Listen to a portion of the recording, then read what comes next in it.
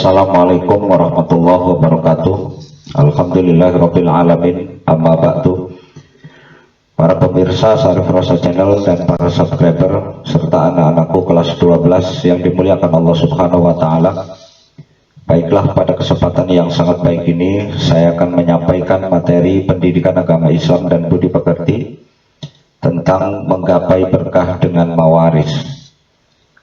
Untuk lebih jelasnya, silakan perhatikan materi yang akan saya sampaikan pada kesempatan ini. Anak-anakku sekalian, pada pembelajaran ini kalian harus mampu menganalisis dan mengevaluasi ketentuan waris dalam Islam. Yang pertama, mampu mempraktekkan pembagian warisan berdasarkan syariat Islam. Kemudian kalian juga harus peduli kepada orang lain sebagai cerminan pelaksanaan ketentuan waris dalam Islam, dan juga harus meyakini kebenaran ketentuan waris berdasarkan syariat Islam.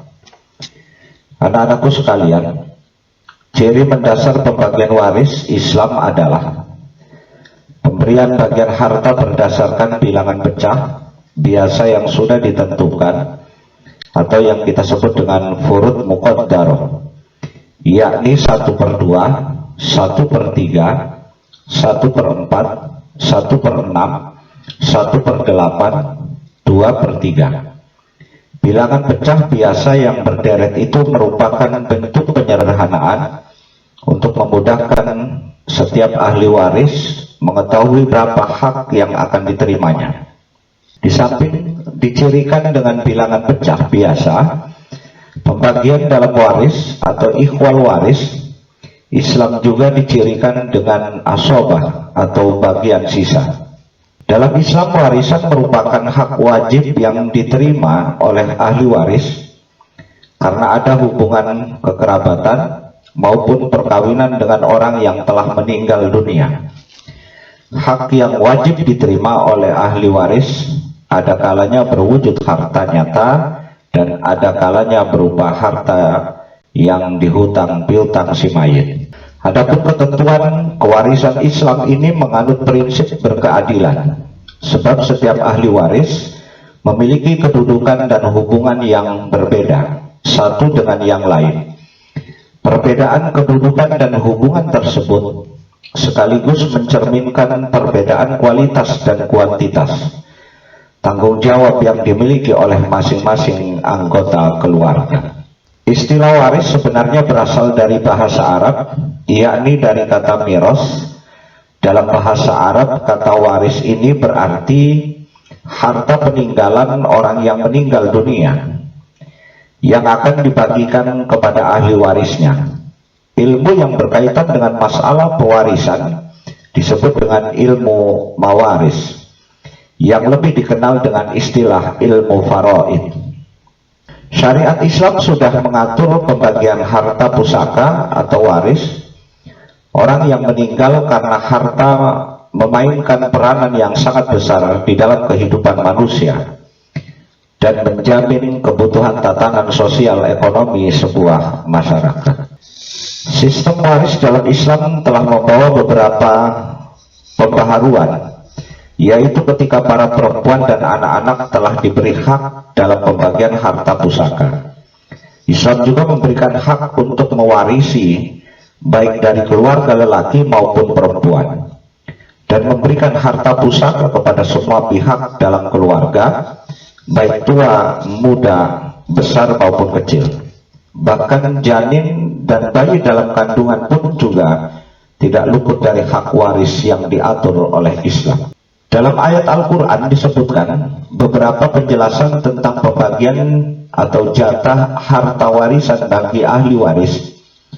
Di antara ayat yang membicarakan hal tersebut adalah dalam firman Allah, Quran Surat An-Nisa ayat 11 dan 12.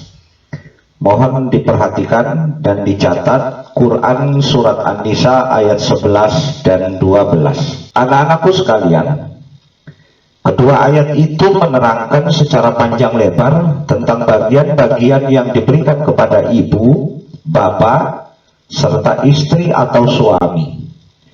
Kemudian ayat 12 juga menerangkan bagian saudara kandung seibu, saudara lelaki atau perempuan.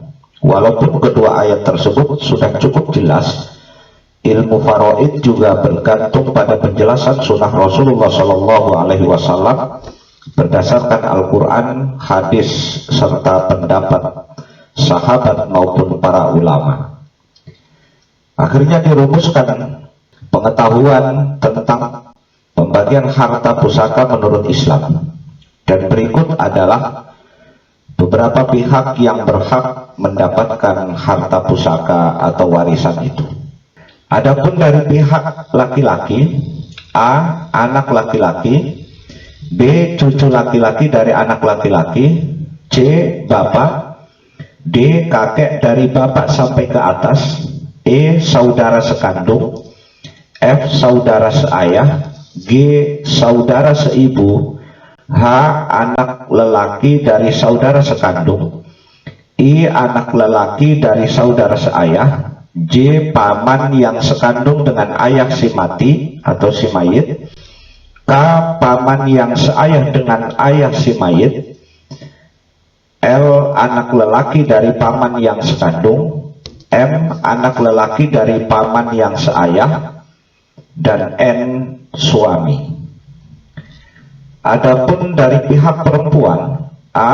anak perempuan, B. cucu perempuan dari anak lelaki dan terus ke bawah, C. ibu, D.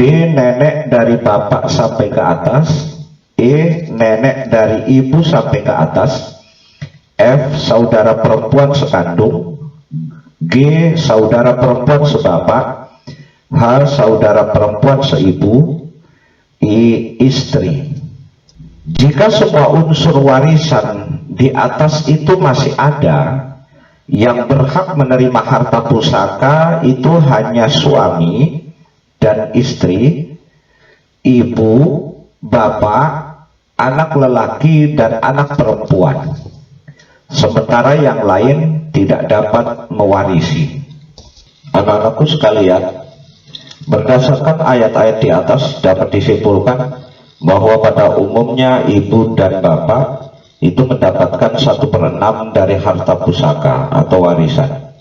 Istri mendapatkan 1/4 jika suami yang wafat tidak meninggalkan anak, dan dapat 1/8 jika suami yang wafat meninggalkan anak. Begitu pula suami mendapatkan 1/2 jika istri yang wafat tidak meninggalkan anak, dan dapat 1/4 jika istri yang wafat meninggalkan anak. Dan sisa dari harta pusaka yang ada untuk anak-anak, anak lelaki mendapatkan 2 kali bagian daripada anak perempuan. Demikian materi yang dapat saya sampaikan, dan sebelum saya tutup, seperti biasa, silakan kalian kerjakan tugas materi pembelajaran kali ini, yaitu tuliskan Quran Surat An-Nisa ayat 11 dan 12 berikut terjemahnya.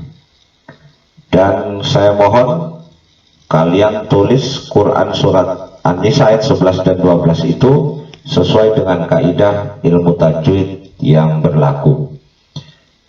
Demikian materi yang dapat saya sampaikan, semoga ada manfaatnya, dan insya Allah kita akan berjumpa lagi pada pembelajaran yang akan datang.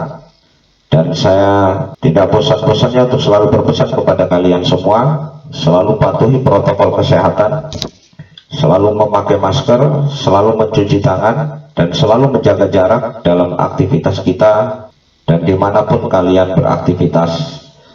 Dan saya akhiri billahi taufiq wal hidayah. Wassalamualaikum warahmatullahi wabarakatuh.